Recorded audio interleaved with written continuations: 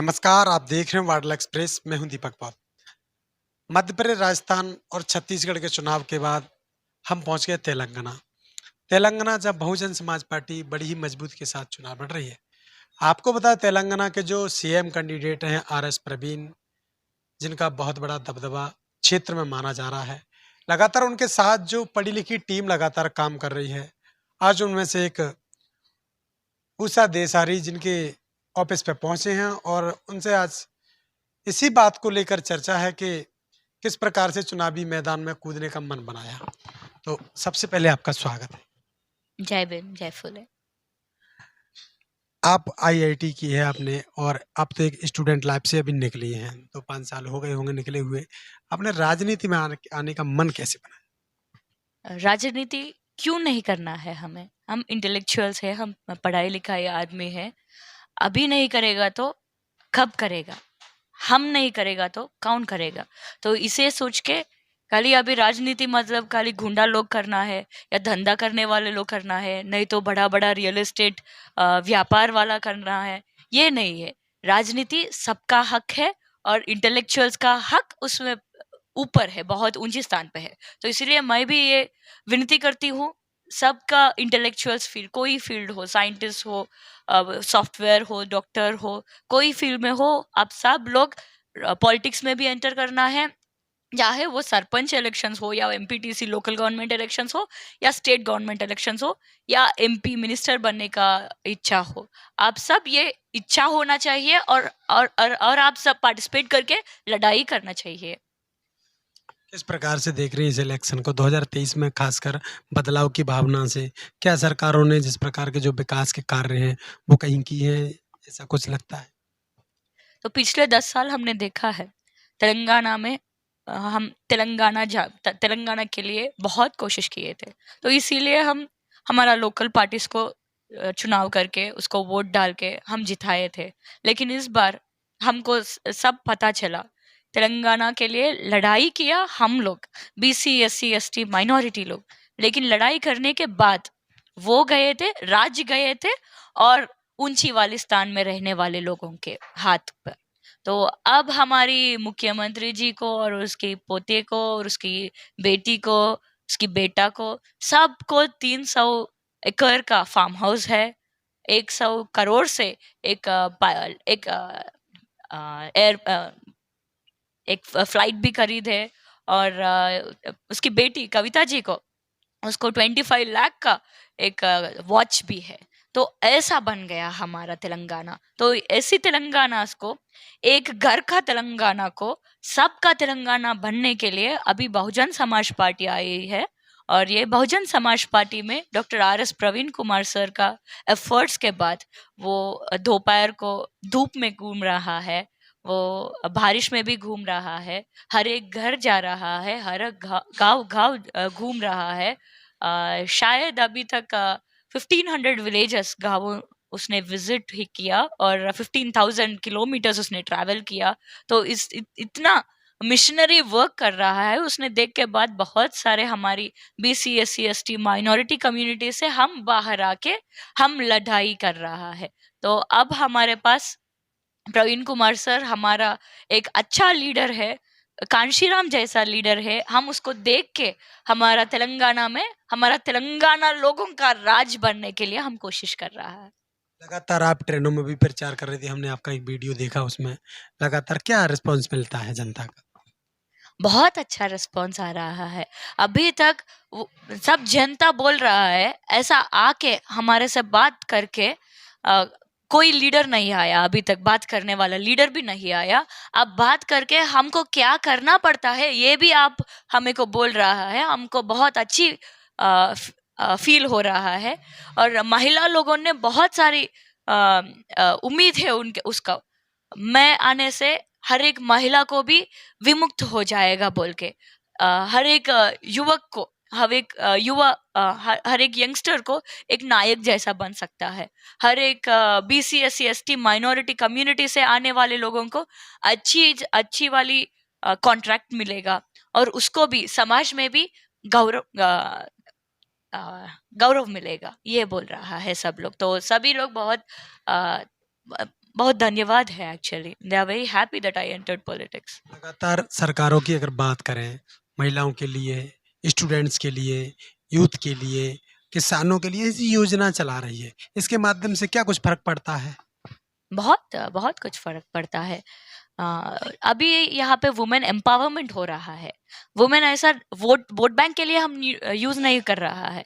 Empowerment मतलब women को, हमको क्या चाहिए, हमको चाहिए काम, वो काम देगा बहुजन समाज पार्टी बोल रहा है. और युवा नेताओं को, यंगस्टर्स को हम ये बोल रहा है, यंगस्टर्स को, और बिरयानी, बीर, ये बीर बॉटल्स के पीछे जाने के बाद वोट डालने के लिए बोल रहा है बीआरएस, कांग्रेस या कोई पार्टी हो. लेकिन बीएसपी बोल रहा है आप हमारे साथ चले जाओ, आओ, आप आने के बाद हम आपको अच्छी तरफ से नौकरी देगा बोल रहा है. और BC SC ST minority community को खाली वोट बैंक जैसे देख रहा है अभी.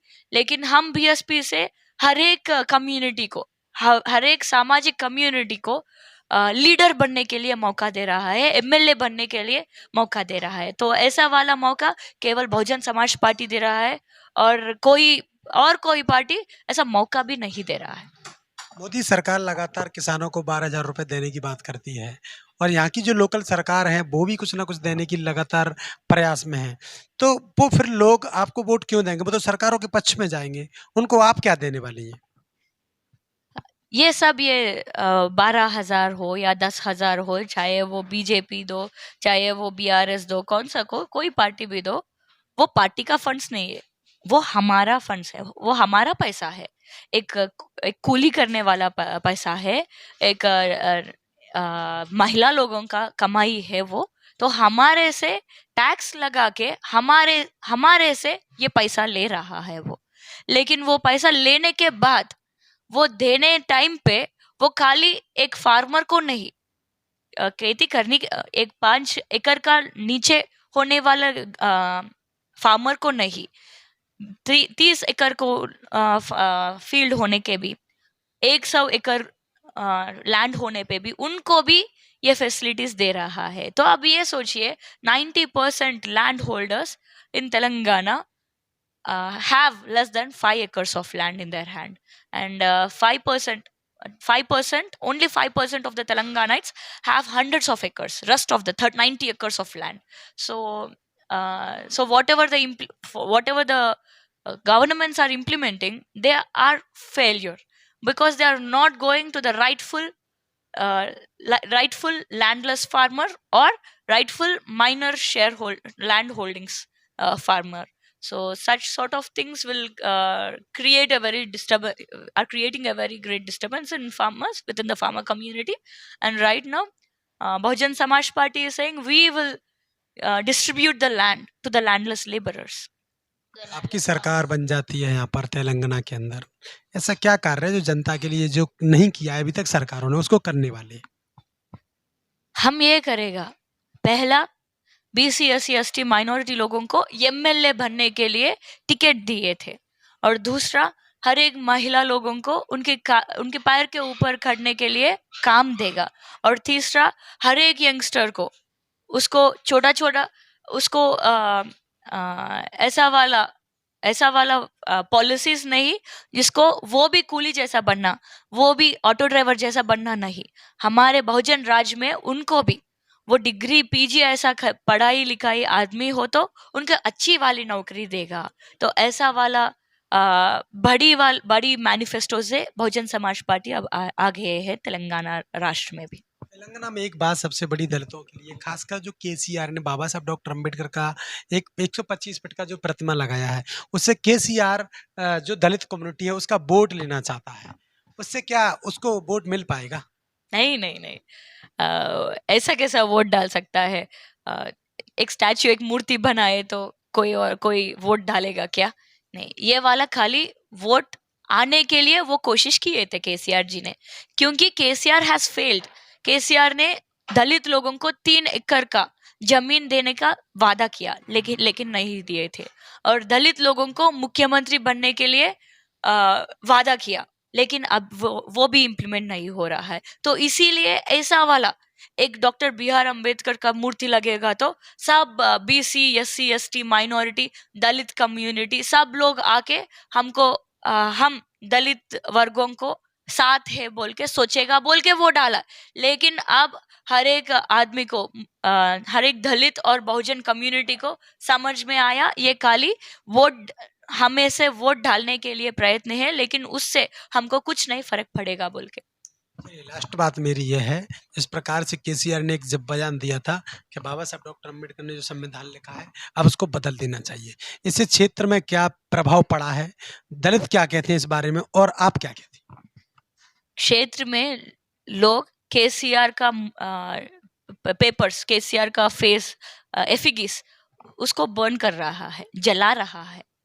तो कोई ऐसा बोलेगा क्या कॉन्स्टिट्यूशन बदलेगा, हम ये कॉन्स्टिट्यूशन ऑफ इंडिया को बदलेगा बोल के बोलेगा तो हम लोग ऐसा ही रिएक्ट होगा।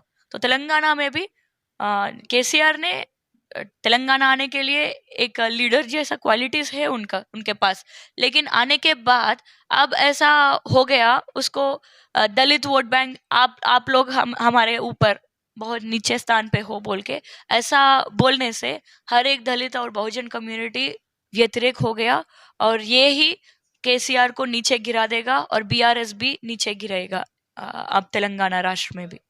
चुनाव में इसका फर्क देखने के लिए मिलेगा, कहीं बदलाव हो सकता है, जो दलित लोग हैं उसके अगेंस्ट वोट करेंगे या बीआरएस को ही कर दें फिर दोबारा?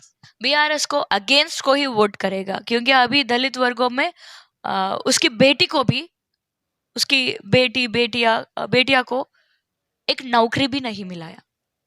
हर एक घर को एक नौकरी देके वादा किए थे ये लोग, लेकिन एक नौकरी भी नहीं हो रहा है एक गांव में भी। तो अभी बहुत सारे क्रोध में है, गुस्से में है हर एक लोग। तो इस बार यही कम्युनिटी केसीआर को नीचे लेके आएगा, और यही कम्युनिटी केसीआर को खाली नीचे नहीं और दूसरी बार बीआरएस का जीतने के को भी नहीं सोचेगा, वोट करने को भी नहीं सोचेगा। क्या संदेश रहेगा लोगों के लिए, क्या मैसेज देना चाहेंगी आप हमारे चैनल के माध्यम से? मैं ये मैसेज देनी चाहती हूँ, डॉक्टर आर.एस. प्रवीण कुमार सर हमारी मुख्यमंत्री अभ्यर्थी है तेलंगाना राष्ट्र से। अब उनके साथ बहुत सारे मेरे जैसे महिला लोग, मेरे जैसे युवा लोग हम आगे आने के लिए कोशिश कर रहा है, और मेरा जैसे लोग ने आगे आ गया और हमने अभी लड़ाई भी कर रहा है, हम एमएलए कैंडिडेट्स बन गया। तो ऐसे अच्छी अवकाश हमें को बहुजन समाज पार्टी से दे रहा है।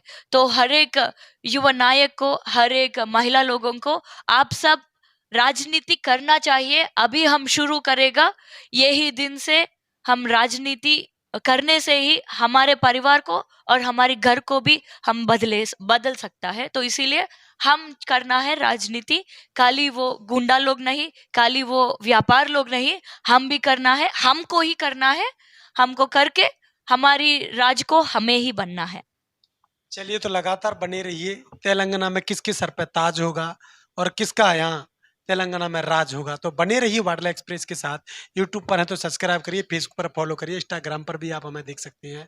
हमारे साथ जुड़ी थी उषा देसारी, जो कि विधानसभा बेदापल्ली से अभी प्रत्याशी हैं। उनके लगातार आप वीडियो हमारे चैनल पर देख रहे हैं, लगातार बने रहिए। बहुत बहुत धन्यवाद।